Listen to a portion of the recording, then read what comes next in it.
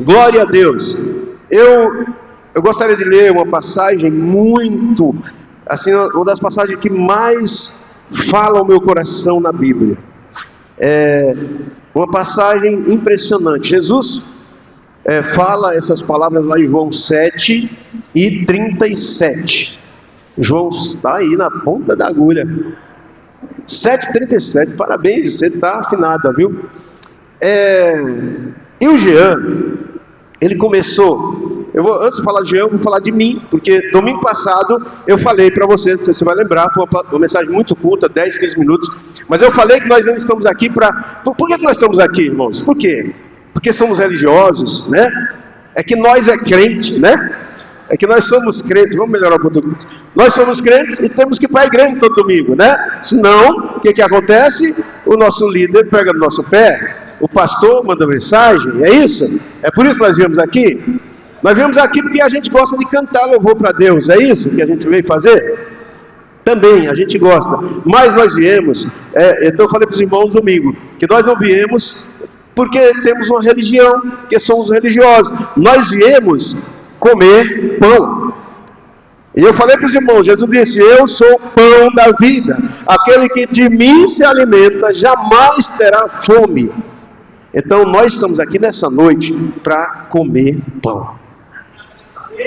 Amém? Diga, eu vim comer pão. Você pode falar isso para alguém, você veio comer pão. Jesus é alimento, Jesus é vida. Então aquele que se alimenta dele já tem vida eterna. E o Jean começa a falar hoje também sobre isso. Cadê o Jean? Está por aqui, está no Kids já, né? Subiu para o Kids. O Jean falou sobre isso. E o Jean falou algo interessante, porque ele citou uma passagem que está em João 21. Estão comigo? E essa passagem diz que Jesus havia ressuscitado, os discípulos estão lá sem muita coisa para fazer, e um dia... como é que é aquela palavra que os meus netos falam quando não tem nada para fazer, Lucas? Como é que vocês falam? Vocês estão com tédio? Eles falam, estou entediado. Eu digo, vou dar uma surra nesse menino, que ele vai parar de bobagem. Fala que está entediado. É mole? Não tinha nada para fazer, estou entediado, os discípulos. E Pedro diz assim, se você puder colocar lá, ele diz assim, eu vou pescar. Sabe que você está sem fazer nada? Ou você acha que não tem nada para fazer? Pedro diz, eu vou pescar. E os discípulos falaram assim, nós também vamos. E eles vão pescar e nada conseguem apanhar a noite inteira. Não pega nenhum peixe a noite inteira. E enquanto o Jean falava, eu lembrei que Pedro começa, a história de Pedro, ela começa mais ou menos da mesma forma. A experiência dele com Jesus, a primeira vez que ele está com Jesus, Pedro está pescando, ficou a noite inteira pescando, e quando ao amanhecer ele volta, e Jesus está na beira da praia. Jesus pega o barco dele emprestado, porque tinha uma multidão para ouvir ele pregar. Jesus sobe em cima do barco, prega. Depois que termina a pregação, Jesus fala para Pedro, escuta, vocês pegaram alguma coisa? E ele diz, nós nada pegamos, passamos a noite toda pescando, nada pegamos. E ele diz, Jesus disse para ele, então peguem a rede, volta para o mar, lança a rede do lado direito do barco e faça isso.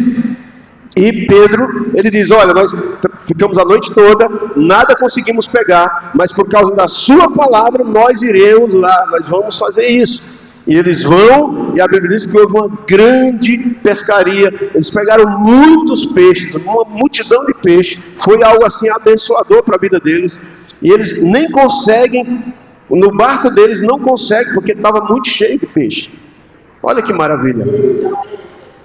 E depois disso Jesus diz para Pedro, olha, você é um pescador de peixe, mas a partir de agora você vai ser um pescador de homens. E aquela palavra é para que ele seja um ministro do Evangelho, um pescador, um pregador, um pescador de homens. E Pedro então anda com Jesus durante 3 anos e meio, Jesus morre e depois de ressuscitar, nesse dia então ele está com os discípulos, não tinham nada para fazer, e ele fala, eu vou pescar. E eles dizem, eu vou também contigo. Eles vão com Pedro, nada pescam, quando chega na beira da praia, encontra com Jesus, e Jesus fala assim: vocês têm alguma coisa para comer? Eles falaram, e eles não conheceram que era Jesus, disseram: não, nada pegamos, a noite toda. Então, irmãos, o que me veio ao coração para falar para você é que a nossa tendência na nossa vida cristã é muitas vezes querer repetir os erros da vida natural, é viver como a gente vivia antigamente.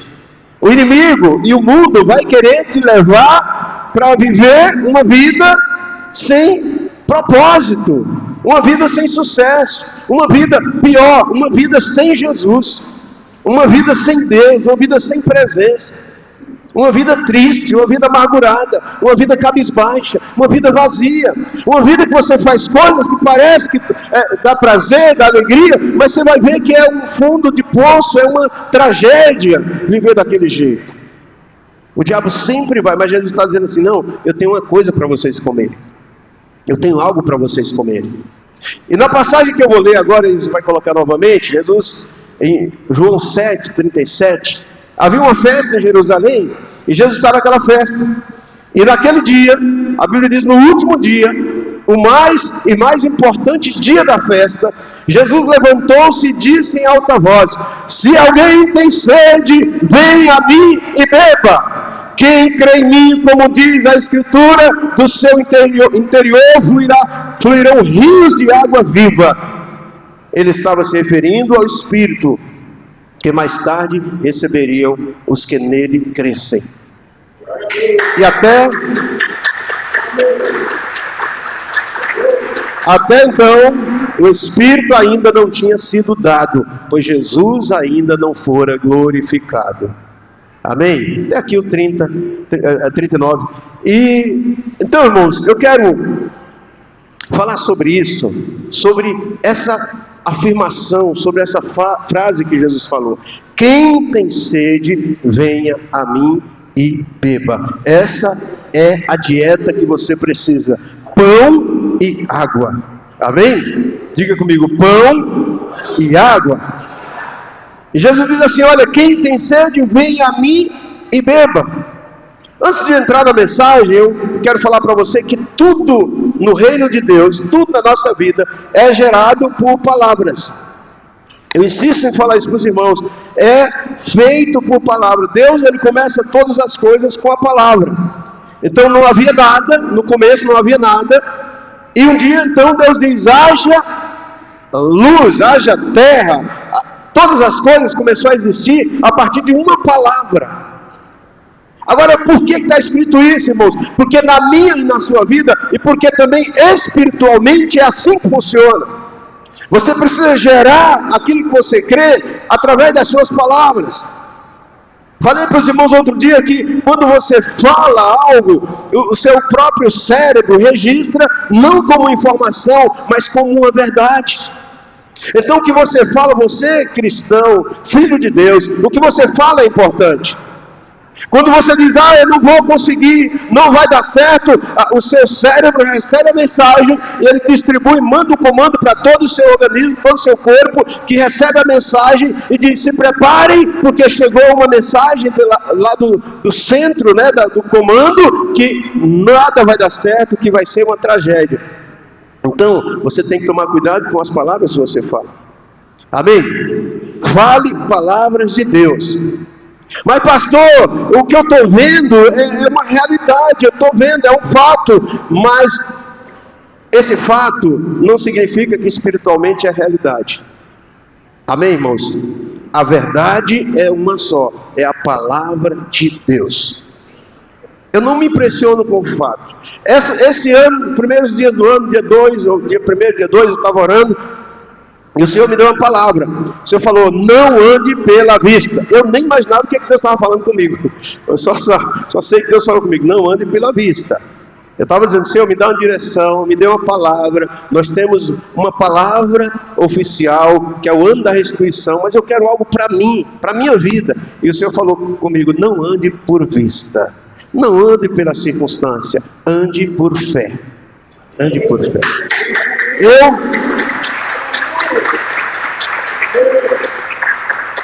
Eu não sabia, né?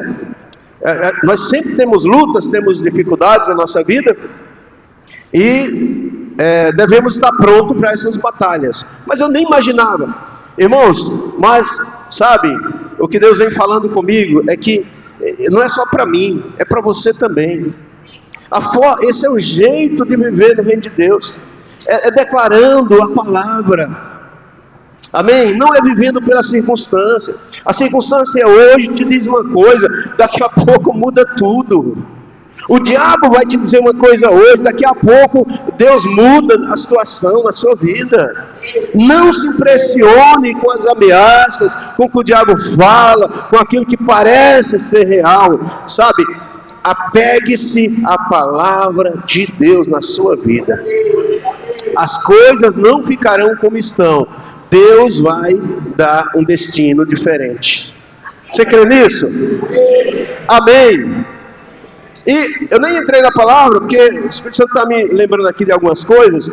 Eu estou lembrando aqui daquela história dos espias, 12 espias que vão olhar a terra. Eles estão ali, bem na divisa da terra. E Moisés então manda aqueles 12 homens olhar a terra. Diz, olha, vejam como que é lá, veja quais são os nossos inimigos, veja a qualidade da terra, se é boa mesmo, as cidades desse lugar, para ver como que é, e voltem e me dê um retorno. Eles vão, e dias depois eles voltam, e quando eles chegam, eles começam então a prestar um relatório para Moisés, e 10 deles, deixa eu falar para você, o pessoal diz aí que a voz do povo é a voz de Deus, né? Dizem também que a democracia, sabe que o governo de Deus não é democracia, embora que é um sistema muito bom para governar, mas, deixa eu falar, nem sempre a maioria tem razão. A questão é que muitas vezes nós temos dificuldade de ficar com o que nós achamos que é certo. Nós muitas vezes temos a tendência de ir com a maioria. Amém, irmãos? Sabe, se você decide confiar na palavra, você vai precisar, muitas vezes, remar contra a maré, né? E contra as opiniões de muita gente, de muitas pessoas. Isso é um fato. Amém? E quando eles voltam, então, 10 deles dizem para Moisés, olha, a terra é boa, cidades grandes, boas, casas boas, vinhas, plantações, só que tem uma coisa, nós não conseguiremos entrar nessa terra, nós não conseguiremos vencer esses inimigos. Isso é uma história de Israel, isso é a história do povo de Israel. 2 daqueles homens, Josué e Caleb, disseram, olha, é verdade, tem tudo isso, todas as dificuldades, mas quem nos mandou aqui foi o Senhor. E se o Senhor nos mandou, nós vamos vencer. Irmãos, aqui Deus falou tanto comigo sobre isso. Deus falou tanto comigo, porque, sabe, se você tem uma palavra, nós estamos cantando sempre aqui, se você tem uma palavra, você tem tudo. Se você tem uma palavra, você não pode ficar olhando para as circunstâncias. Se você tem essa palavra, essa convicção, irmãos, essa convicção, você vai ser alguém que você não vai reclamar porque tem batalha, porque tem inimigo, porque tem adversidade, mas você vai ter a convicção de que todos os seus inimigos vão cair por terra. Foi isso que Josué e Caleb fez. Eles entraram tempos depois, só eles entraram e venceram. Por quê? Porque não olharam para as circunstâncias, não julgaram pelo momento, não julgaram a situação do momento. Amém? Então não viva olhando para o momento nem para as circunstâncias. O diabo vai querer que você faça afirmações como não tenho, não posso, será que vai dar certo, eu acho que não vai ser possível. A Bíblia diz que quem crê, recebe essa revelação, tudo é possível ao que crê. Deixa eu repetir para você entender bem. Diga, tudo é possível. Irmãos, tudo, sabe o significado de tudo? É tudo. Não fica nada fora. Então é qualquer coisa. Qualquer coisa. Amém? Essa palavra aqui, eu tomei bastante tempo, mas eu quero terminar falando sobre o jejum. Nós temos uma palavra esse ano, e a palavra é restituição. Restituição. E eu penso, irmãos, que quando você ouve uma palavra de Deus, quando você ouvir uma palavra de Deus, você é alguém de fé, você é alguém que crê em Deus, você é alguém que deve agarrar e dizer assim, sabe uma coisa, isso aqui é minha, isso aqui é para mim, isso aqui é para a minha vida, eu vou viver isso. Sabe, nós precisamos ser pessoas focadas, irmãos. Deixa eu ensinar isso para você nessa noite. Seja focado nas coisas de Deus. Você não pode ser alguém vulnerável. Tiago fala sobre isso. Olha, aquele que crê e no momento, daqui a pouco duvida, ele é como a onda do mar. Ele não tem um ponto fixo. Toda hora ele está vulnerável, ele está num lado, está do outro, sabe? E Deus tem liberado uma palavra sobre nós, que esse ano Deus vai restituir. Então o que você deve fazer? O que eu penso que você deve fazer? Você deve olhar para a sua vida e dizer, Deus, eu creio nisso, eu creio que é verdade, e eu quero viver isso na minha vida. E eu vou mergulhar nisso. Eu vou colocar assim no meu coração como uma verdade absoluta, e eu quero tudo que é meu, tudo que Jesus conquistou na cruz, esse ano eu vou desfrutar disso na minha vida. Amém, irmãos? Glória a Deus.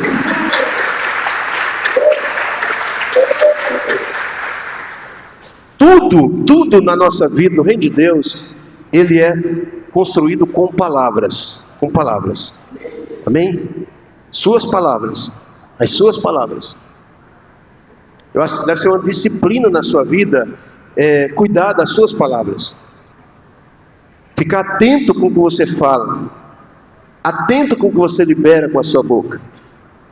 Então tudo no reino de Deus é construído com palavras. E Jesus, quando esteve no seu ministério na terra, tudo que aconteceu foi pelas suas palavras. Você sabe, às vezes nós vamos, sei lá, no encontro, nós vamos expulsar demônio, ou vamos, nós costumamos tocar as pessoas, nós colocamos a mão e tal, mas você sabe, eu não lembro Jesus ter feito assim, dessa forma. Deve ter feito, mas geralmente sai, doença saia, enfermidade saia, seja curado agora, abre seus olhos agora, veja agora, ouça agora, ande. Então Jesus, ele liberava palavras e as coisas aconteciam. Você sabe por que está escrito isso? Porque na minha e na sua vida deve ser a mesma coisa. Você deve aprender a exercer a autoridade que já está na sua boca. Jesus fala assim, ide curar os enfermos. Então Jesus não manda você ir orar somente, ele fala para você curar. Você deve dar uma ordem para as enfermidades, saia em nome de Jesus. Amém? Você deve dar uma ordem para o demônio, saia em nome de Jesus. Aprenda a exercer a autoridade que já está em você. Amém? Imaginou, vou colocar aqui uma situação aqui, né? Os três irmãos daqui, o Lucas tem cara de tenente, né? Da polícia militar. O Jefferson é um sargento, né? O Leandro é um soldado, viu? Desculpa, hoje você é seu soldado. Eles estão lá numa blitz, né? Fazendo uma blitz. Aí imagina, vou colocar vocês dois são soldados, tá? Vocês dois são soldados. E tá lá o tenente lá, todo, né? Pomposo lá, cara fechada, encostado na viatura, e os dois soldados lá abordando, e o tenente só observando. Faz sentido se o Renan para com o carro dele, ou o Renan está dirigindo lá, embriagado, está amarrado em nome de Jesus, e de repente os dois policiais param ele. E quando chega lá, olha assim, e o Renan começa a gritar, começa a querer esmurrar. Faz sentido eles falar para o tenente, tenente, a gente pode dar uma ordem de prisão para ele? Pode algemar ele? Faz sentido isso, irmãos? Não, porque, sabe, eles estão ali para isso. Deixa eu falar, o nosso tenente, o nosso comandante, ele já te deu poder. Jesus falou, eis que eu vos dou poder. Você tem poder. Você tem autoridade. Exerça a autoridade que você já tem. Amém?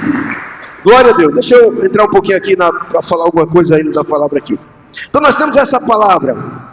Que esse ano nada vai ficar nas mãos do diabo. Nada vai ficar na mão do diabo. Você vai viver coisas extraordinárias esse ano. Amém? Então essa palavra que nós lemos, Jesus diz, olha, aquele que crê em mim, como diz a Escritura, rios de águas vivas fluirão do seu interior. Agora a minha pergunta é, que rio que é esse? Nós vamos lá para Ezequiel, capítulo 47. Capítulo 47, você sabe que a Bíblia, ela explica a Bíblia, e está tudo conectado. Esse homem, esse profeta Ezequiel, é um homem que ele é considerado como um dos grandes profetas, porque ele escreveu um dos grandes livros, ele é um dos grandes profetas, porque existem 3 profetas que escreveram grandes livros, que foram Isaías, Ezequiel e Jeremias, né? São do Antigo Testamento, são grandes livros, escreveram esse livro. E Ezequiel, ele é da época do profeta Daniel. Ele viveu exatamente no cativeiro, na época que Daniel também viveu. Então Israel foi levado cativo, e Ezequiel, devia ser criança, provavelmente, foi levado cativo também. E Deus levanta esse homem num momento da história onde eles estavam sem terra, estavam dispersos, estavam destituídos, estavam vendo dias assim muito difíceis na vida deles. E esse homem é levantado, né? A palavra, o nome Ezequiel, estava pesquisando, Ezequiel significa, marquei aqui, significa Deus fortalece. Deus fortalece. Então Deus levanta esse homem exatamente para fortalecer. Eu creio que esse dia é dia que Deus está nos fortalecendo, irmãos. São dias de fortalecimento. São dias que você vem para o culto e o seu coração não volta do mesmo jeito. Algo novo acontece. Uma água nova começa a fluir do seu interior. Coisas começam a fazer sentido. A alegria começa a brotar no seu interior, porque são dias de fortalecimento na sua vida. Você está comigo? Aleluia. Então, Ezequiel significa Deus fortalece. Deixa eu dar uma aula de teologia. Toda vez, a maioria dos nomes da Bíblia, principalmente o Antigo Testamento, tem um significado, né? Qualquer nome, Daniel, Ezequiel, Jeremias, todos têm um significado. Geralmente você vai encontrar muitos nomes com a palavra El, ou El, na verdade é Deus. No hebraico é Deus. Então a palavra Daniel, Dani significa algo, não lembro agora no momento. El é Deus. Deus é, por exemplo, meu juiz. Deus é meu pai. Deus e assim por diante. Então sempre tem um significado. E o nome desse homem não é à toa. Deus fortalece. Deus fortalece. Então ele é levantado ali para encorajar. Por quê? Porque o povo estava exilado. O povo estava distante da terra, distante da promessa. Sabe, irmãos, eu creio que Deus está nos aproximando da promessa nesses dias. Aquilo que Deus prometeu para você.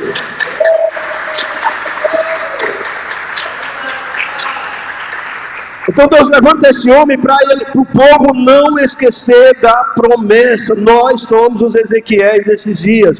Toda semana nós estamos aqui dizendo para você. Todo ano nós estamos levando você a ler, a meditar, a jejuar 2 vezes no ano, 21 dias, 2 vezes no ano, 40 horas, para você não se esquecer das promessas de Deus.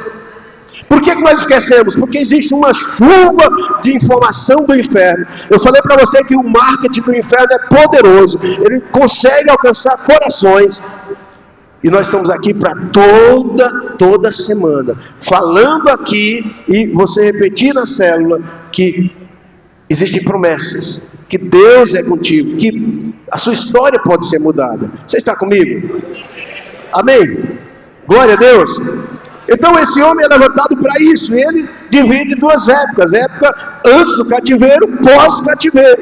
Esse homem também aqui é uma figura de Jesus. Nós encontramos Jesus na Bíblia em várias, tipificando Jesus, exemplificando Jesus. E Ezequiel é uma figura de Cristo, porque ele vem anunciar as boas novas depois do cativeiro. Quando você estava cativo, você sofria. Você estava exilado, mas agora Jesus chegou com a notícia boa, dizendo: olha, vai haver mudança, sua família será liberta, sua família será restaurada, Deus tem coisas novas para você. Amém, irmãos? Essa é a mensagem da graça. Porque não faz sentido você é tão... Às vezes o mundo te oprime. Você vai para a empresa, tem alguém que te chateia, o chefe te chateia, o colega chateia, algumas circunstâncias na vida te chateiam, e você vir para a igreja e sair deprimido. Isso é horrível. Você precisa vir para a igreja e sair com mensagem de esperança. Você precisa sair da igreja e falar para alguém: olha, vamos comigo, porque o que eu ouvi mexeu aqui dentro. Então nós somos os Ezequiéis desse dia. Você é um Ezequiel também lá na sua empresa, onde você estiver. Amém? Quando alguém te ouvir, ele deve sair dali com uma mensagem de esperança. Então esse homem aqui, Ezequiel, um dia, ele tem uma revelação, ele tem uma visão. Qual foi a visão que Ezequiel teve? Um anjo o despertou e o levou a um lugar, era um templo, era uma casa. A Bíblia diz que aquela casa era... Eu fico imaginando, o sol nasce para onde aqui, irmão? Mais ou menos, para onde, Milena? Para que lado aqui? Para lá, né, Cláudia? Cláudia já sabe, né? É para cá? Para cá. Depende do dia, né? Depende. Para cá, no meio, entre os... Sol para cá, Oriente. E a casa estava virada para o Oriente. Essa casa virada para o Oriente tem um significado. Jesus está em toda a Bíblia. Jesus é a estrela da manhã. Cantamos aqui hoje, não? Estrela da manhã. Foi hoje, não? Foi. Jesus é a estrela da manhã. Ele é o sol. Ele é o sol da justiça. Ele é o nascer do sol. Ele é o romper da aurora. Então essa casa está falando da presença de Jesus na nossa vida. A Bíblia diz então que essa casa está à frente virada para o Oriente, e do lado sul, que é esse lado, de quem está olhando para casa, é esse lado aqui.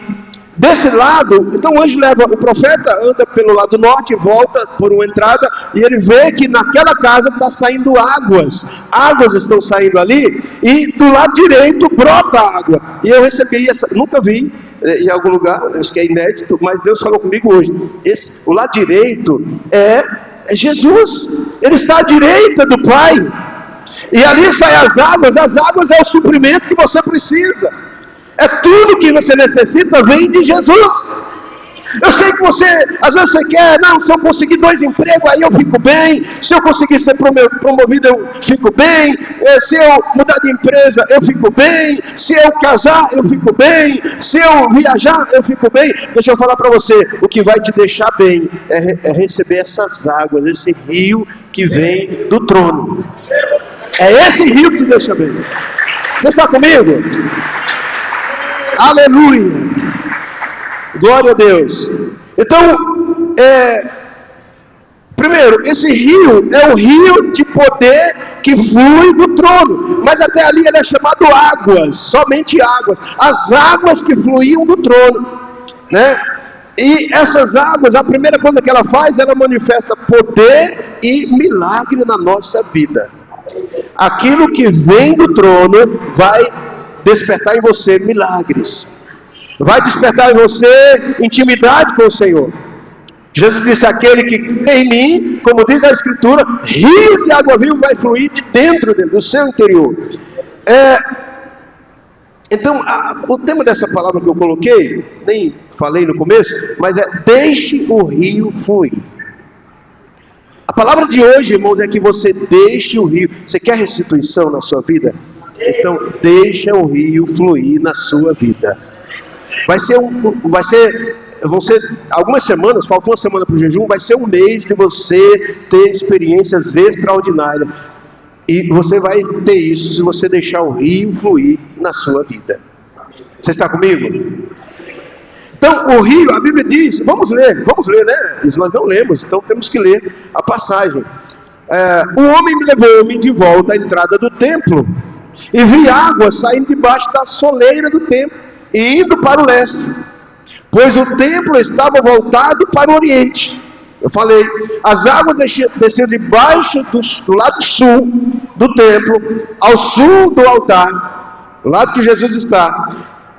Ele então me levou para fora, pela porta norte, e me fez dar uma volta pelo lado de fora até a porta externa que dá para o leste. E as águas fluíam do lado sul.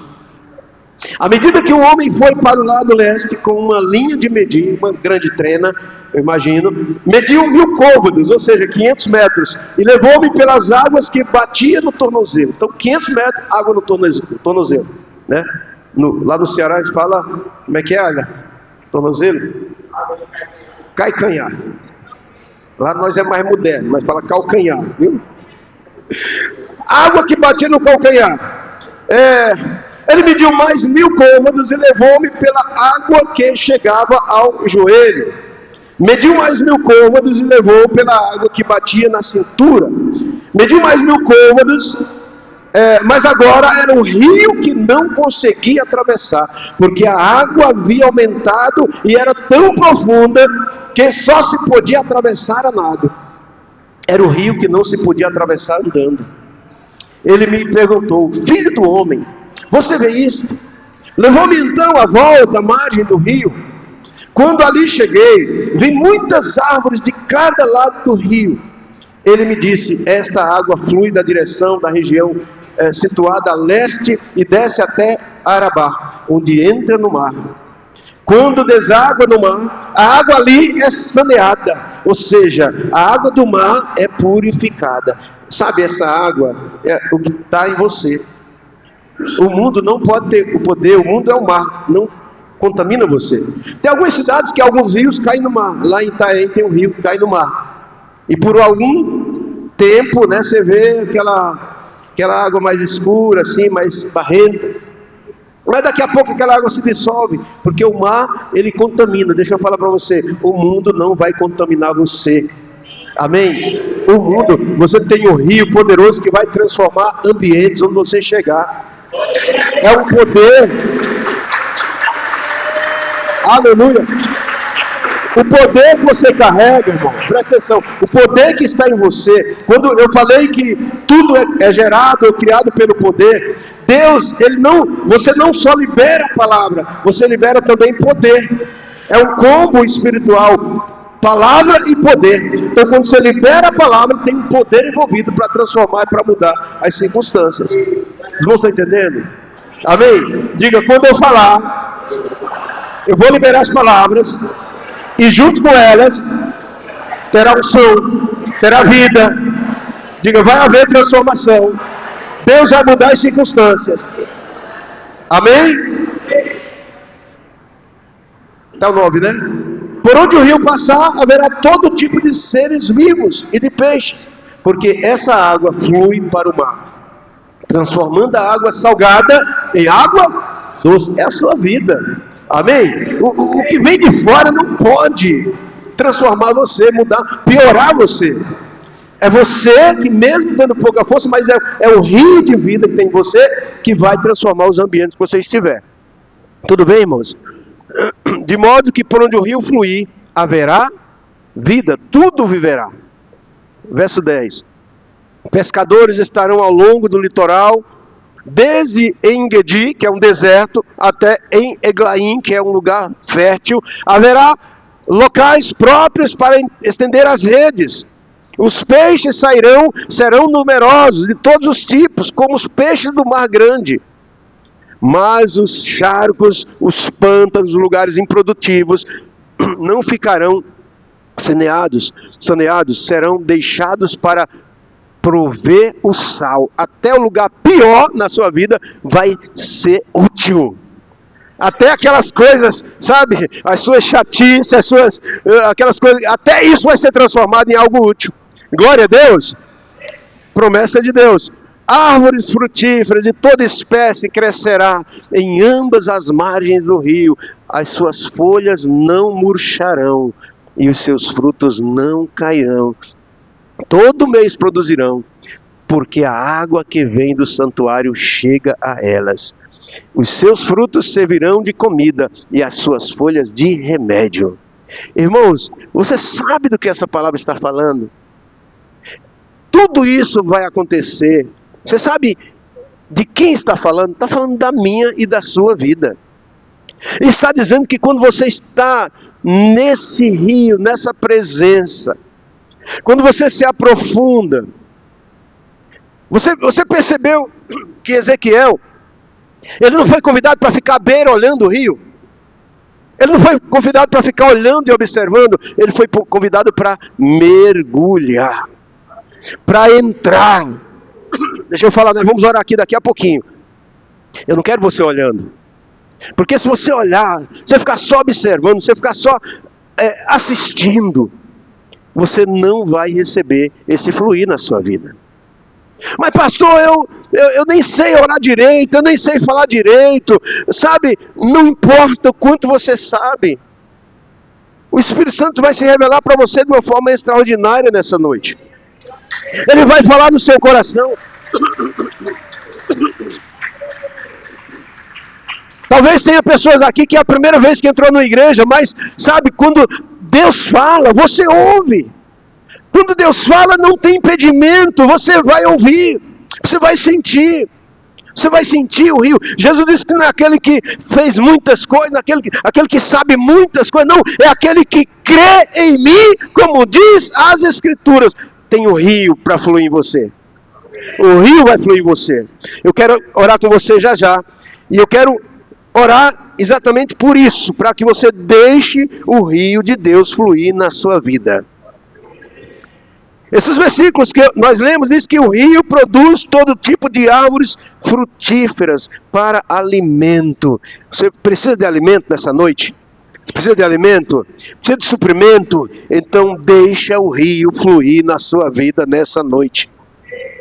Irmãos, deixa o rio fluir, deixa o Espírito fluir, porque o Espírito sabe o que você precisa, ele sabe onde está o que você precisa.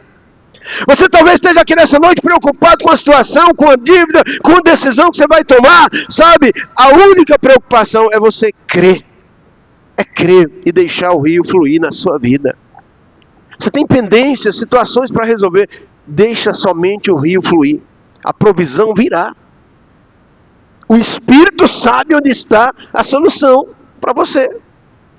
Deus sabe onde está o que você precisa. Então você só precisa crer, não precisa nem fazer nada, é só crer, Senhor, eu creio e eu peço, deixa o seu rio fluir, traga o seu rio sobre mim, flui sobre mim nessa noite, amém?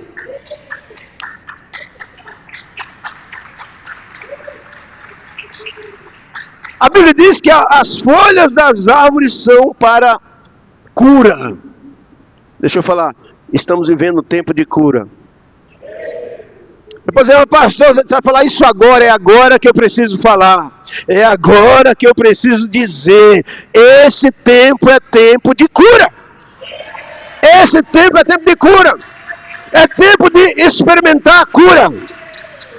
Cada necessidade que você tem é uma oportunidade de você ver Deus suprindo, Deus trabalhando.